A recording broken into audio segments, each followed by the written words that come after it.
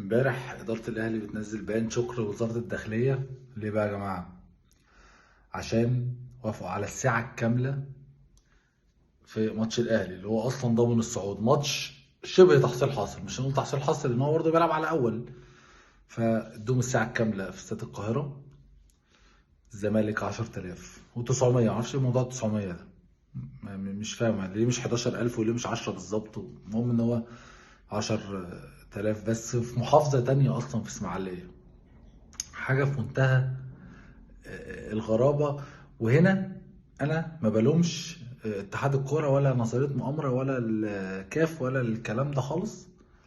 انا بلوم اداره الزمالك بشكل رسمي، وبحيي اداره الاهلي ان هي بتعرف تجيب حق النادي بتاعها وبتعرف تلبي احتياجات جماهيرها وعندها من القوه انها تعمل كده. لكن اداره الزمالك ما عنديش تعليق بجد. ما بقناش عايزين صفقات ولا لعيبه ولا فك قيد يعني عايزين تعترضوا، بس تعترضوا تقولوا لا ده الجماهير قليله زود، لا ده ماتش سيراميكا ميعاده غلط اجله. لا يعني بقيناك عايزينك تتكلم تعترض بس تحسسنا ان انت بتعمل حاجه. احنا مهما اتكلمنا صوتنا ملوش لازمه. انت لما تتكلم ممكن تعمل حاجه، بس انت عندك من الضعف ان انت خايف تتكلم.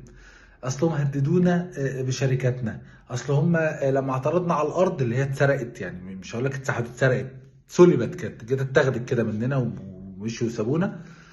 لو ما عندكش من القوه ان انت تعترض، لما فكرت تعترض تاني يوم طلعوا لك قضيه فساد رسمي عشان تقفل بقك بقى للابد. فانت فعلا رضخت وقفلت بقك. طب ما تمشي، ما تمشي. حتى انت خايف تعملها لانك برضو جايب اوردر وهتمشي باوردر. حتى ان انت تستقيل وتمشي وتسيب المركب وهي غرقانه كده مش قادر تعملها.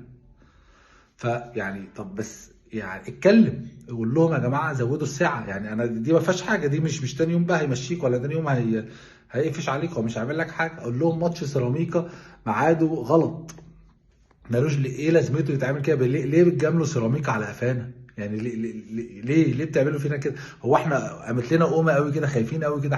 احنا ممكن نخرج بالثلاث بطولات بكره.